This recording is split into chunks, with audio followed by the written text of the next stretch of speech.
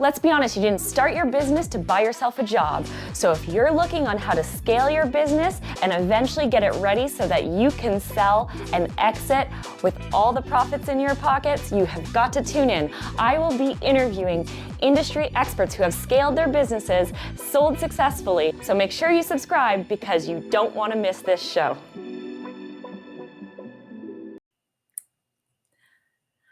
All right, I'm super excited. I have Taunya Woods here. Taunya Woods Richardson, right?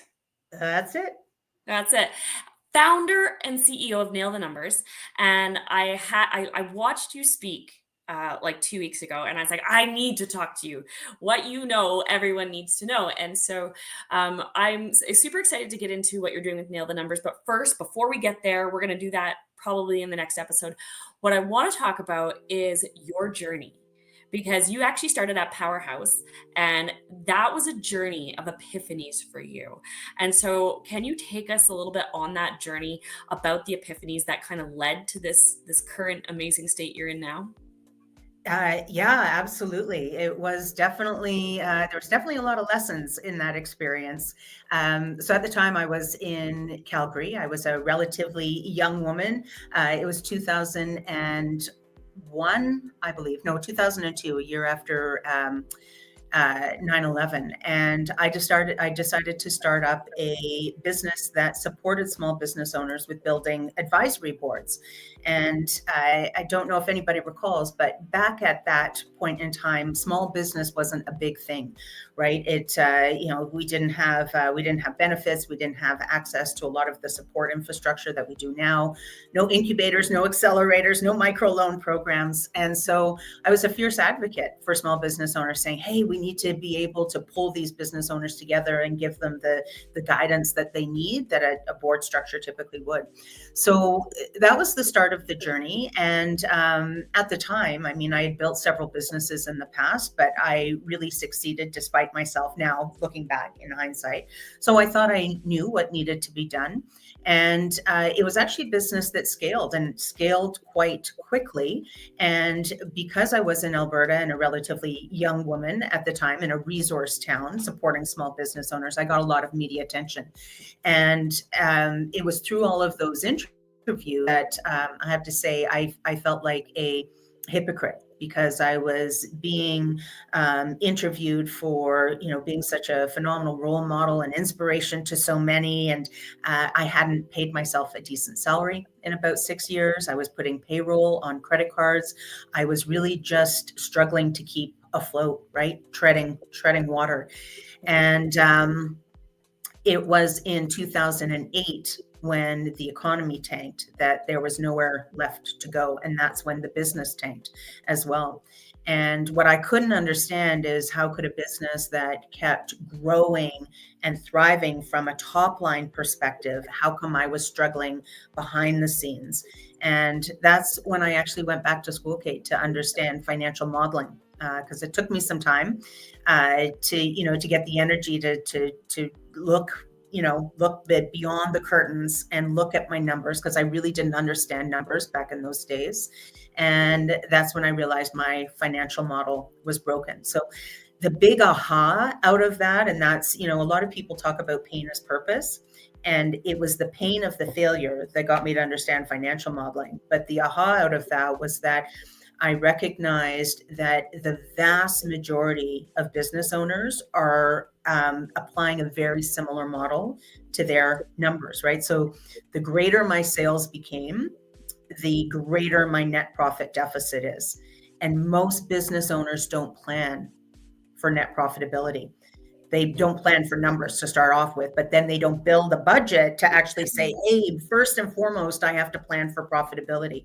So there was a lot of aha moments in the story. That was a little jumbled, but really I left that going, that whole experience taught me the value and importance of a solid financial model and building your plan according to that model.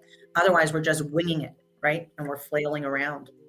And that is like such an emotional journey for business owners. And, we've been there, we've gone through it, multiple cycles of it, right? Mhm. As we've grown over the years and, with different economies happening, like you went through that recession and like there was no more runway, right?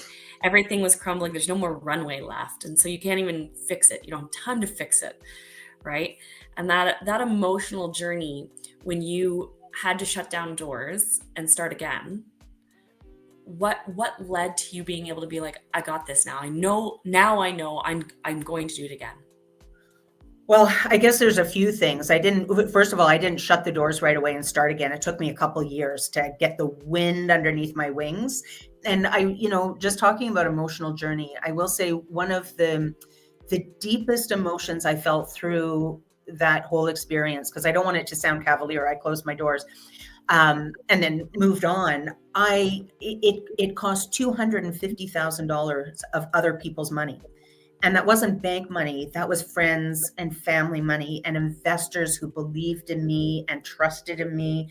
I can feel myself getting emotional as we talk about this, because that was a lot of shame and guilt to carry on, right? So I think it was that too that really inspired me to say, I've got to figure this out, not just for me, but for all of those that I let down through this process. So when I finally, after all of that, when I finally got the energy, I think is really what it was, and the courage to start again, what I realized is, first and foremost, I need to have a financial plan in place.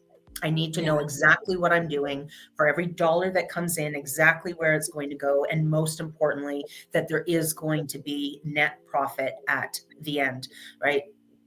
I'm sure we'll talk about this as we go through the call, but there's a really unfortunate, tragic, honestly, stigma around profiting in business. And so we can talk about that throughout the show, because I bet you will come up. There and stigmas and mindsets all around money. And I know you're an expert in this area and you've unpacked it so much. And I can't wait we'll get into that in the next episode. But just to finish off this sort of journey. So you scaled a business, economic hard times, the profitability, the net profits were not in the business. That emotional journey to shut it down. Did you file bankruptcy for that company? So in that company, I did not need to, because I had no promissory notes. I had no personal guarantees. So the company at that point, the term is insolvency, right? It just went insolvent. Yeah, okay. Exactly. And so then this is something I think a lot of businesses who are scaling have to deal with, this fear, right? Especially when they're asking, there's a lot of hype around going and getting investments, right? Getting investors and pitching for investments. And the family friends round is always the first, right? But those are the people you want to let down the least, right? And those are the people that you feel like you got to live with these people after, right? And I think there is a huge amount of people who don't make it, make it past investment, past the first, second, third round of investment. They don't find that net profit ever, and us as entrepreneurs, most of us aren't accountants or have a numbers background. We're excited about the thing that we're really good at, or really like, this is our idea, our baby, we're excited about it, right? And it's all unicorns and rainbows until like year end comes and we look back and go, what happened? Yes. Right? Yes, Kate. And that's the tragedy. Like, we shouldn't be waiting for year end, right? First and you're absolutely right. Rainbows and unicorns, we love what it is that we do. I see a lot of women and men that build their business because they want to make the world a better place, or they feel they can do it better than where it was that they were being employed, right? But at the end of the day, we first and foremost need to understand the numbers, and we're not taught numbers. We're taught whatever it is, our gift. But business, quite honestly, is about making money.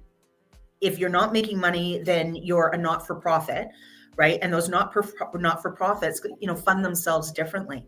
So if it is about making money, top line and bottom line, the language of money is your financial statements. Like, you've got to get that plan in place first and foremost. Get your forecast down, understand how your forecasts are going to feed your balance sheet. And so many people don't know these terms. I didn't know these terms. Like, I couldn't for the life of me figure out how a balance sheet balanced. I was like, how the heck, right? It took me years to figure this out. And this was the call to action for me to start Nail the Numbers, was to give founders the power and a safe place to have these conversations around, I don't know what a balance sheet is and how the heck it balances, right? Because that would have made a world of difference to me. Preach, you and me both. There's lessons I did not need to learn. There's lessons I did not need to learn the hard way. Had I have had somebody like you, Taunya, in my life earlier on. So I know we're at the top of the 10 minutes here, and I am super excited. In the next episode, we are going to talk about Nail the Numbers, which is Canada's go-to financial trading agency to strengthen minds, because it starts here, and then you translate it to that P&L statement. And so we want to get into that. But in the meantime, if somebody wants to get a hold of you, they need help with their numbers, they're struggling, they don't have clarity in it, how do they get a hold of you? Yeah, definitely visit nailthenumbers.com, right? Check it out. Everything's in there. And then if you also want to connect with me personally, just check me out on LinkedIn, Taunya Woods Richardson. Send out an e-message or a message there, and I'll reach back out. Awesome. Thank you so much. And we'll be back with the next episode. Sounds good, Kate. Before you go back to the grind and back to the whirlwind of your business, make sure you subscribe and like so that you can catch the next episode where we're going to interview leaders so you can learn how to scale your business.